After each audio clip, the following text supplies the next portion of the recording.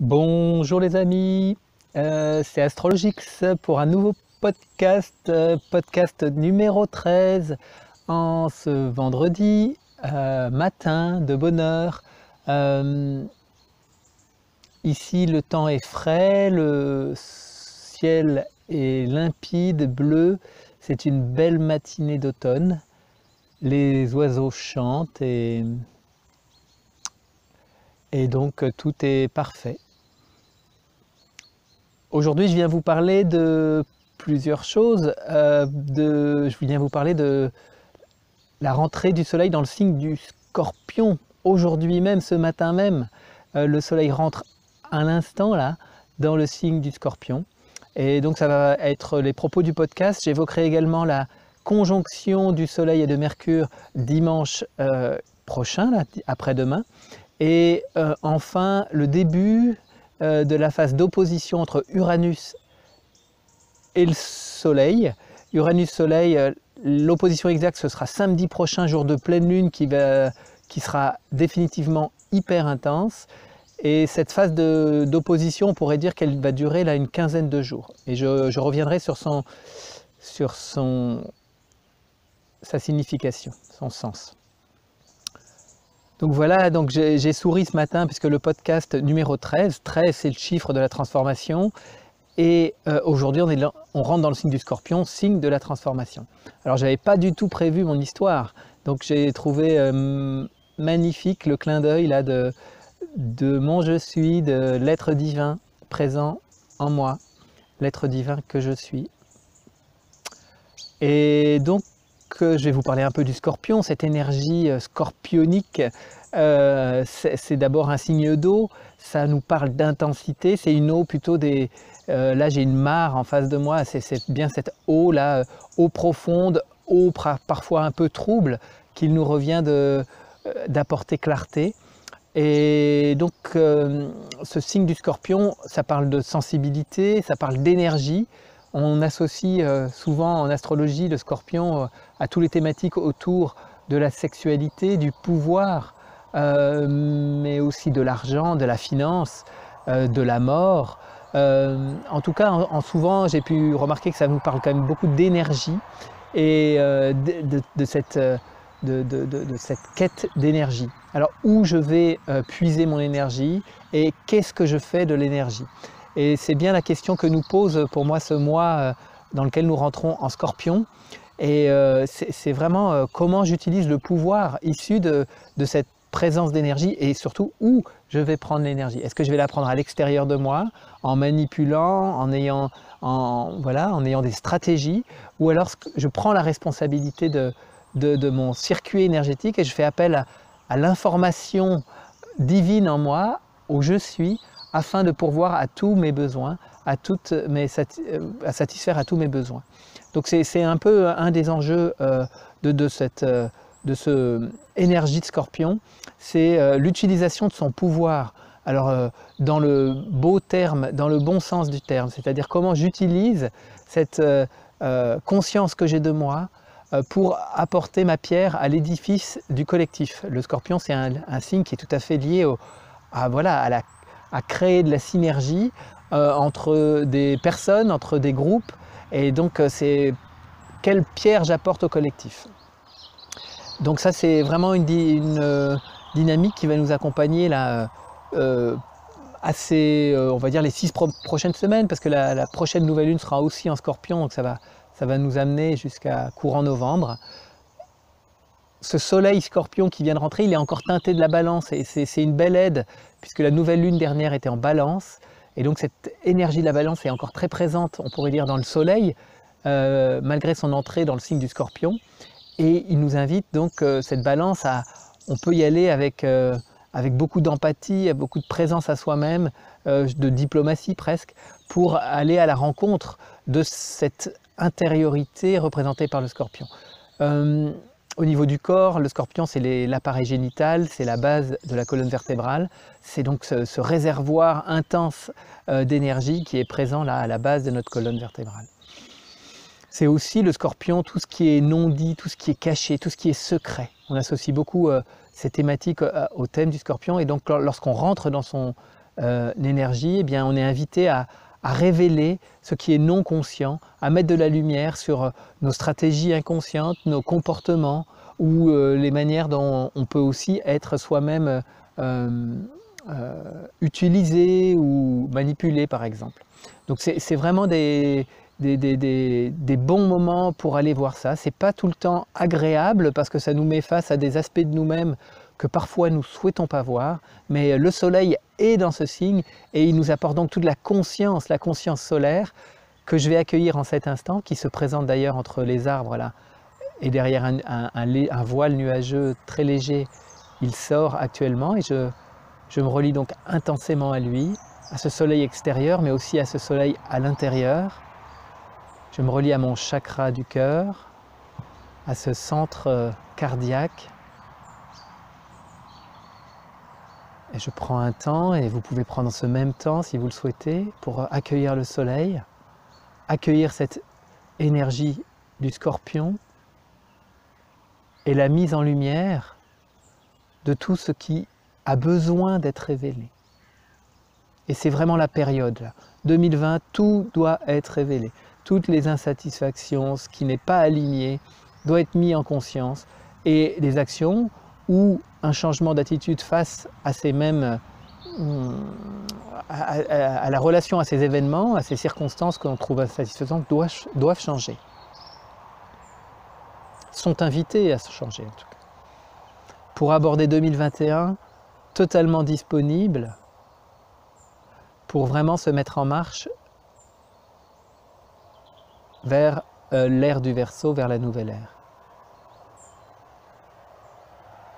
Donc un temps de respiration avec les oiseaux qui sont là, les voitures parfois aussi, et la présence du soleil.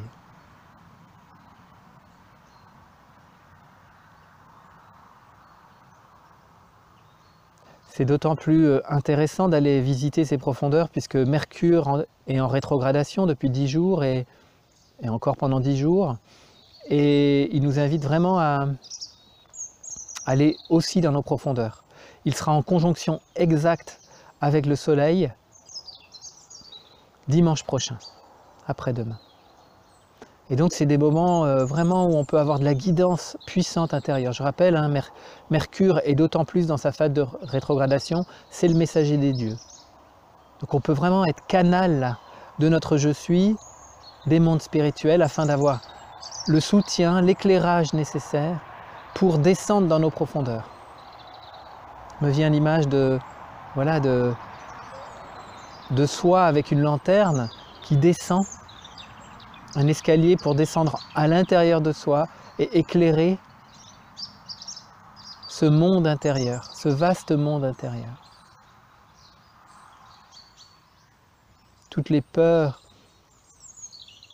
enfouies, inconscientes peuvent être mises à jour.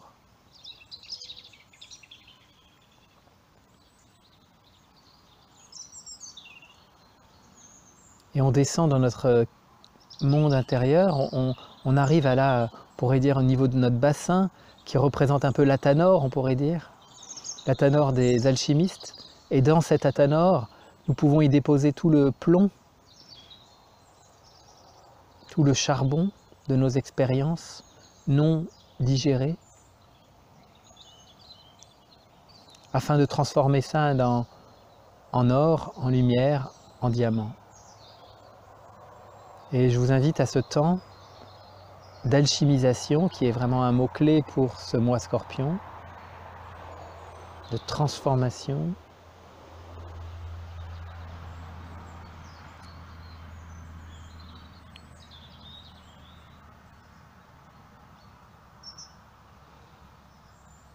donc Mercure,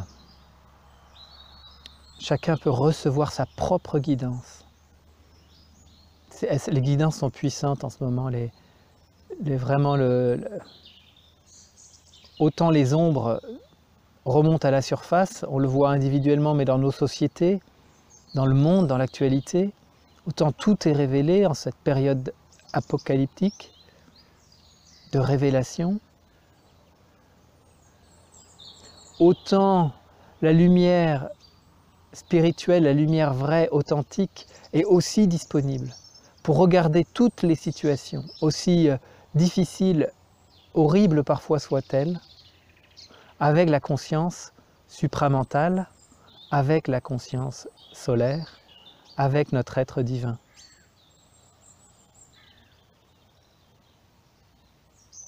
Afin d'apporter paix, harmonie,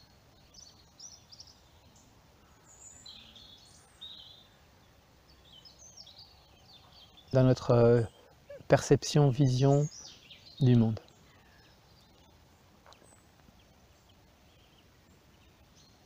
Donc Mercure fait son œuvre, va poursuivre son œuvre encore pendant 10 jours en phase de rétrogradation afin de reprendre sa marche en avant. J'en reparlerai samedi prochain pour le bulletin pleine lune. Enfin, j'aimerais évoquer avec vous l'opposition entre Uranus, c'est très puissant tout ça, hein, et le Soleil, et donc aussi Mercure. C'est vraiment des moments de retournement, d'éveil. Et on peut prendre un temps pour mettre sa conscience sur le troisième œil, si vous le souhaitez, si vous vous sentez appelé pour ça. C'est vraiment, Uranus, elle est liée au troisième œil, il est aussi lié justement à la base de la colonne vertébrale, au bassin. Uranus, la planète de la révolution, du retournement,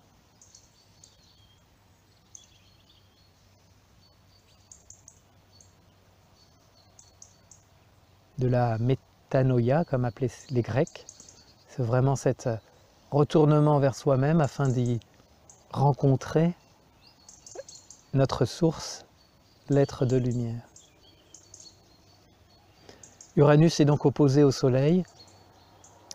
Il a commencé sa phase de rétrogradation, Uranus, en août, 14 août 2020, jusqu'au 14 janvier prochain. Et là, il est à mi-parcours.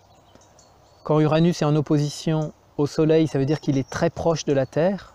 Alors proche, très proche, hein, évidemment, vous voyez bien que les distances dans le ciel sont grandes, mais n'empêche que c'est sa position la plus proche. Et donc on peut vraiment se laisser imprégner par cette conscience uranienne, activer cette conscience uranienne en nous, cette conscience nouvelle. J'aime voir Uranus le porte-parole de la nouvelle conscience, du supramental, et on peut en cet instant recevoir totalement l'impulsion d'Uranus et prendre une douche, comme je l'aime l'appeler, de nouvelle conscience, de supramental.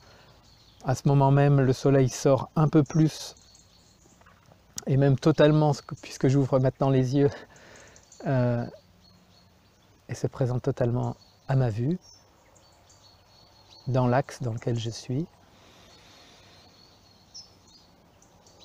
Et donc cette conscience solaire, unitaire,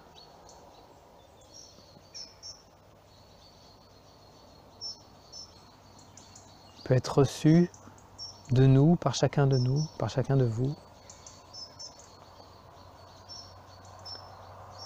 en cet instant.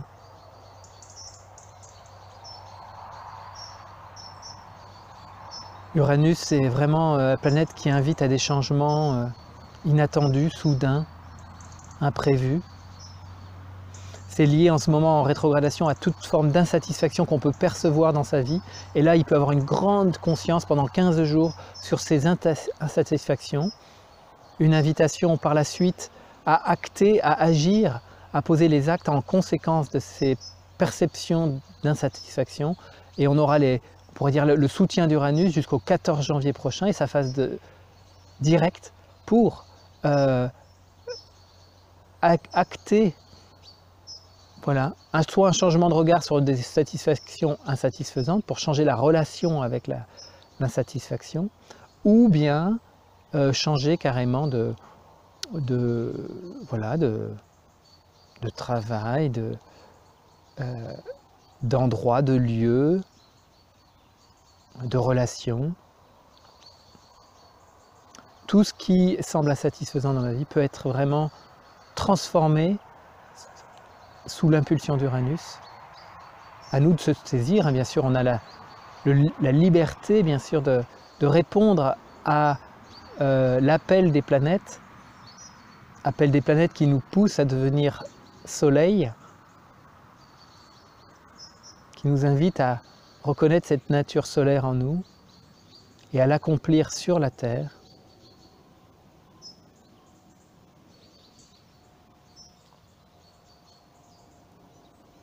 Donc voilà pour un temps de nouveau là, de connexion à cette planète Uranus, à ce soleil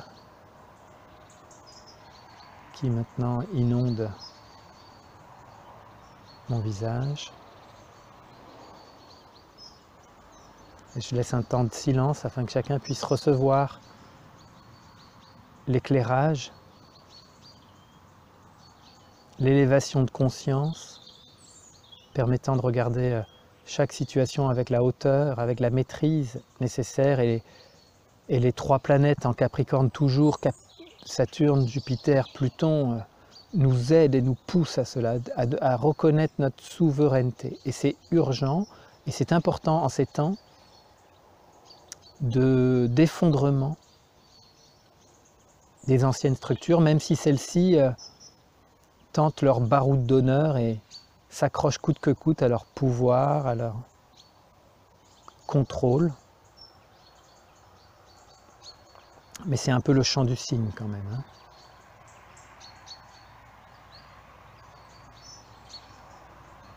Et donc le nouveau monde sera construit à partir de souverains. Et ces 3 planètes nous donnent les bases, Jupiter, Saturne, Pluton, de cette souveraineté. Accueillons-le. Il y a une conjonction hyper importante Jupiter-Pluton qui va sans doute voir une intensification de nouveau, peut-être dans cette période des restrictions, de la flambée prétendue du coronavirus, même si de nombreux médecins aujourd'hui commencent à s'organiser pour partager, témoigner de l'absurdité, du tapage médiatique autour de ça.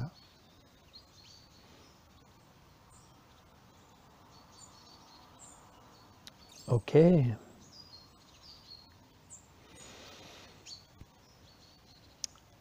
Je vous retrouve, si vous le souhaitez, samedi 31 à 10 h du matin sur ma chaîne YouTube. C'est la pleine lune, on l'appelle la lune bleue, c'est la 2e pleine lune du mois, c'est en Scorpion, c'est la veille de la Toussaint, c'est hyper intense, Uranus sera au rendez-vous, plein d'autres planètes, il y a beaucoup d'interactions, c'est sur l'axe Taureau-Scorpion, bon je reviendrai largement sur cela. Je me réjouis de vous retrouver à cette occasion, je serai en direct de l'Olivry, pour ceux qui connaissent Marie-Odile Sanso, je serai en direct de l'Olivry avec plusieurs personnes sans doute autour de la table que j'animerai et que je proposerai de peut-être partager autour de sa perception de cette pleine lune. Eh bien voilà, je vous souhaite une bonne écoute, une belle journée en ce vendredi, jour de Vénus, un bon week-end et d'être bien ancré dans votre être divin, présent en vous. Au revoir les amis.